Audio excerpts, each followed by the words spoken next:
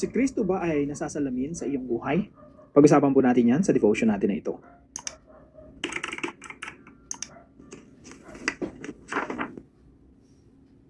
Magandang araw po sa bawat isa sa inyo. Welcome back to our 365 Daily Devotions, Bible Characters Edition. Na binabati ko po muna ng happy birthday si Nikayla Yuri Magbanwa. So nakikigalak po kami sa iyong karawan. And binabati ko rin po si Ma'am Eva Villarde de los Santos. Hello po sa inyo at I hope nakatulong po yung mga devotions natin sa inyong paglagong spiritual. Now, yung topic po natin ay patungkol po sa pagsasakripisyo ni Abraham sa kanyang kaisa-isang anak. Ito po ang sinasabi sa Genesis chapter 22. After these things, God tested Abraham and said to him, Abraham. And he said, Here I am. He said, Take your son, your only son, Isaac, whom you love, and go to the land of Moriah, and offer him there as a burnt offering on one of the mountains of which I shall tell you. Now, dito po sa istorya po na ito, siguro po si Abraham sobrang na-confuse. Kasi ang pangako sa kanya ng Diyos, Abraham, gagawin kitang isang malaking bansa at lahat ng mga ethnic group sa buong mundo ko ay mapapagpala sa pamamagitan ng iyong anak. And this time, isasakripisyo niya. Inuutusan siya ng Diyos na, Abraham, isakripisyo mo ang kaisa-isa mong anak. So, that's confusing. On top of that, si Isaac, siya yung pinangako ng Diyos na ipapanganak, na ipinanganak sa katandaan niya na. Miracle child, kumbaga, no? 90 years old si Sarah and 100 years old si Abraham. 25 years nilang inantay si Isaac. At ngayon, si Isaac lumaki na. Marahil teenager na during this time. At sinasabi ng Diyos sa kanya, Abraham, nakita mo yung kaisa-isa mong anak, yung mahal mong anak, minamahal mong anak. Kaya sabi dito, take your son, your only son, Isaac, whom you love. Yung minamahal mo. And go to the land of Moriah and offer him there as a burnt offering. Iaalay mo siya, sa sakripisyo mo siya. Ibig sabihin, papatayin niya talaga bilang alay. At something interesting po rito, sa Genesis chapter 12, nung tinawag ng Diyos si Abraham, talagang sa pamamagitan ng pananampalataya yun. Sabi ng Diyos kay Abraham, Abraham, sumunod ka sa akin at mag-impake ka, sumunod ka sa akin at pumunta ka sa isang lugar kung saan ituturo ko sa iyo. Now, this time naman, mas mabigat yung pagsubok, yung test kay Abraham. Abraham, sakripisyo mo yung anak mo sa bundok kung saan ituturo ko sa iyo. No?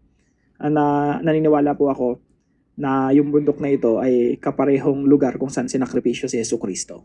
Of course, tatalakayin natin mamaya. No? Now, ito po yung ilan sa mga katuruan natin ngayong araw. Point number 1. Abraham understands the gospel. Alam niyo po ba na naunawaan ni Abraham yung gospel? Hindi pa sa the way we understand the gospel, no? Pero sa kanyang kaparaanan at sa paraan na ipinangaral ng Diyos sa kanya. Sinasabi po sa Galatians chapter 3 verse 8. And the scripture, foreseeing that God would justify the Gentiles by faith, preached the gospel beforehand to Abraham. Ang Diyos mismo ang nangaral kay Abraham kung ano yung ebanghelyo. At makikita nyo po yon sa Genesis chapter 12 all the way to Genesis chapter 22. Kung paano inihahayag ng Diyos kay Abraham yung ebanghelyo. At yun po ay ebanghelyo na yung good news po ng pagliligtas ng Diyos sa pamamagitan ng pananampalataya. At dito po sa Genesis chapter 22, ito po yung kung meron mang pinaka-clear na explanation ng gospel or the gospel in advance. Ito na po yung Genesis chapter 22. Kasi dito po inutusan ng Diyos si Abraham na iaalay niya ang kaisa-isa niyang anak, minamahal na anak. At yan po ay larawan ng ebanghelyo in the future sa New Testament kung saan ang Diyos ang mag-aalay ng kaisa-isang anak. At yun po ay walang iba kundi ang ating Panginoong Jesucristo. So, Abraham understands the gospel. Bakit? Kasi ang Diyos mismo ang nagpangaral, nagpahayag ng ebanghelyo kay Abraham. At makikita po natin yan, lalo na pag binasa mo yung Genesis chapter 22. Ito po ay patungkol sa Panginoong Jesucristo at pag-aalay ng Diyos kay Kristo Jesus. Kaya po, si Abraham mismo, kung paano po tayo naligtas, no? We look back. Bumabalik tayo sa ginawa ng Panginoong Jesucristo 2,000 years ago. Yun yung pinapanampalatayahan natin. We look back. Si Abraham naman po, he looks forward. Si Abraham tumitingin siya sa mangyayari sa hinaharap na ang Diyos mismo ang mag-aalay ng kanyang kaisa-isang anak, ang ating Panginoong Jesucristo. Kaya po, doon po nakuha yung salitang Jehovah Jireh. The Lord will provide the sacrifice, Jesus Christ. Pangalawa po, Abraham believes in the resurrection. Si Abraham po, naniniwala siya sa resurrection. Si Isaac po kasi, siya po ay larawan ni Kristo. No? Makikita niyo po yan sa story ng Genesis chapter 22. Lalo na nung pinapasa ni Abraham yung kahoy kung saan isasakripisyo si Isaac. Yun po yung mangyayari sa hinaharap na si God the Father ipapasan kay Kristo yung krus kung saan siya ipapako. At si Abraham, siya ay may hawak ng apoy tsaka patalim. In the future po, yung wrath of God, yung puot, yung galit ng Diyos sa kasalanan ay ipapataw niya kay Kristo Jesus para sa ikaliligtas ng lahat ng mananampalataya kay Kristo. Now, dito po sa istorya na ito, sabi po sa verse 4, on the third day, familiar po ba yung on the third day? On the third day, di ba si Jesus namatay? On the third day, muling nabuhay. Now, dito po sa Genesis chapter 22, yung unang hakbang pa lang ni Abraham ng pagsunod niya sa utos ng Diyos, patay na si Isaac sa isipan niya. Kasi the fact na sumunod ka sa Diyos para iaalay ang kaisa-isa mong anak, tinanggap mo na mamamatay si Isaac. So first, sa isipan mo pa lang first day, unang hakbang pa lang. Pero on the third day, nung na-realize ni Abraham na hindi pala maisasakripisyo si Isaac, nag-resurrect din si Isaac sa isipan niya.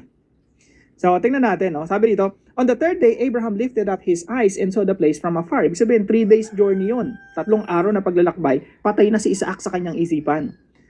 Verse 5, then Abraham said to his young men, stay here with the donkey and I and the boy will go over there and worship and come again to you. Now, yung iniwan niya mga alipin, yung mga tagasunod niya, mga servants niya, no? Sabi niya, sasamba kami doon, maiwan kayo rito, kami lang dalawa ng bata pupunta roon, at babalik kami. Ibig sabihin, naniniwala siya na bagamat mamamatay si Isaac, pero kaya siyang muling buhay ng Diyos at babalik kami. Kaya po sa Hebrew po kasi, mas malinaw po sa Hebrew, sabi rito, and we will come back. Dalawa kaming babalik, hindi may iwan si Isaac na patay. We will come back. Sa Tagalog po, mas maganda, sabi sa Tagalog, sasamba kami sa dako roon at babalikan namin kayo. So sabi ni Abraham doon sa mga servants niya, babalikan namin kayo. So si Abraham naniniwala talaga sa resurrection ni Isaac. At kailan po nangyari yon? On the third day. Now, ganun nga ba talaga interpretation nito? Now, tingnan po natin sa book of Hebrews. Sabi po dito sa Hebrews chapter 11, verse 17, by faith, Abraham, when God tested him, offered Isaac as a sacrifice. Inoffer niya si Isaac bilang sakripisyo. Pero sabi sa verse 19, Abraham reasoned that God could even raise the dead. Alam niya na kayang bumuhay ng Diyos ng mga patay. And so, in a manner of speaking, he did receive Isaac back from death. So ito po ay larawan ng resurrection ng ating Panginoon Jesucristo on the third day. Kaya po si Abraham, he believes in the resurrection. At the same time, yung gospel po ay nangangaral na si Jesucristo ay mamamatay, isasakripisyo siya ng Diyos, and on the third day, siya ay muling mabubuhay, figuratively speaking, katulad siya ni Isaac.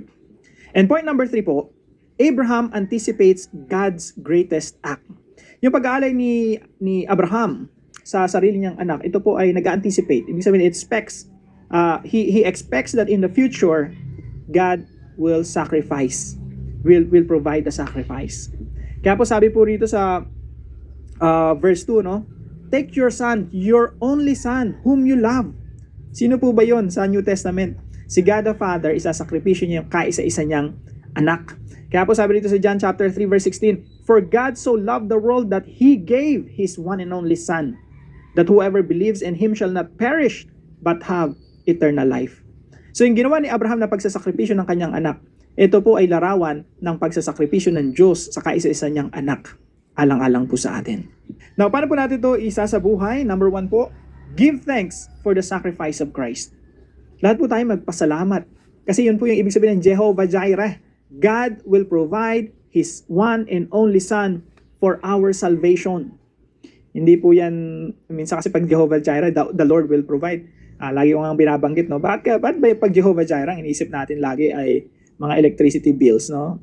God will provide for my tuition fee, God will provide for my groceries, God will provide for everything I need, no? Mga pang-araw-araw na pangailangan sa buhay. Pero minsan namimiss natin yung pinaka-importanting meaning ng Jehovah Jireh. At yun po yung God will provide His Son, Jesus Christ, in order to save us. And number 2 po, give sacrificially motivated by the sacrifice of Christ. Madali na magpasalamat sa Diyos, no, sa sakripisyo niya para sa atin. You know, it's easy to give thanks. Pero yung kasunod noon, give back. Yun na minsan yung medyo nahirapan tayo. Pinagpala ako ng Diyos, pero yung ako na yung magbibigay, parang ang hirap, no? Give sacrificially. Bakit po sacrificial giving? Kasi po, yung Diyos, yun yung ginawa sa atin, nagsakripisyo siya, sacrificial giving. He gave His one and only Son. Jesus Christ gave His own life for us, sacrificially. Kaya po ako naniniwala ako sa sacrificial giving.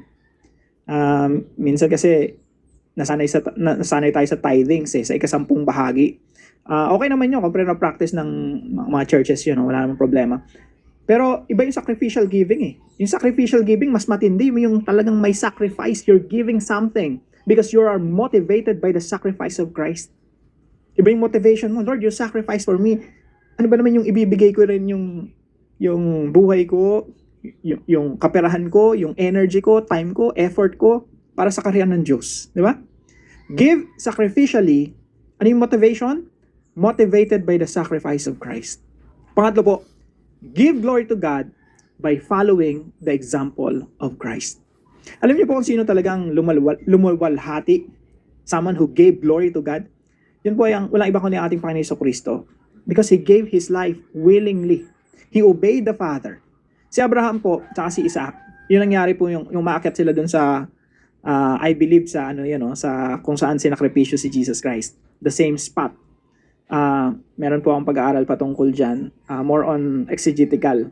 Sa historical kasi medyo mahirap i-prove pero sa exegetical, yung actual text, mas maya argue ko na same spot yun eh. Same location. Sabi po sa Biblia, si Isaac, talagang pasan-pasan niya yung krus, yung kahoy kung saan siya iaalay. Ano po yun? Willingly po yan eh. Alam naman ni Isaac na siya yung isasakripisyo. At nung tinanong niya nga, kasi pumunta sila doon, walang alay, walang dala-dalang hayop eh. Si Isaac lang eh. So sabi ni Abraham sa kanya, don't worry, the Lord will provide. At yun nga po ay patungkol kay Jesucristo. So si Jesus Christ, He willingly obeyed the Father. Pinasan niya yung krus ng Kalbaryo kahit napakahirap. At doon sa krus ng Kalbaryo siya ipinako. At siya namatay. And He gave glory to God by obeying God to the fullest. At tayo rin po, that's our response. We want to obey God. We want to glorify God by following the example of Christ. Kaya kung ikaw ay nagsasakripisyo para sa Panginoon, don't think of it as a sacrifice. Think of it as a privilege. Because following Jesus is a privilege. Now, para sa ating discussion, since Isaac foreshadows Christ, ibig sabihin, si Isaac, anino ni Kristo, how can you practically reflect Jesus to the people around you? Para naman po sa ating dive deeper video, how does Genesis 22 anticipate the future sacrifice of Christ? Talakayin po natin yan ng mas malalim pa. Tayo po yung manalangin. Father God, you have shown the depth of your love by not sparing your own Son, but giving Him up for us all. When fear and uncertainty rise, remind my heart that if you have given the greatest gift, you will surely provide everything I truly need. Because you did not withhold Jesus, I can trust your wisdom, your care, and your purposes in my life. Teach me to rest in the certainty of your generous grace, even when the path is difficult and unclear. I chose to follow you with confidence, believing that your plans are good and perfect. I entrust myself and my whole family to your care. In Jesus' name, amen and amen.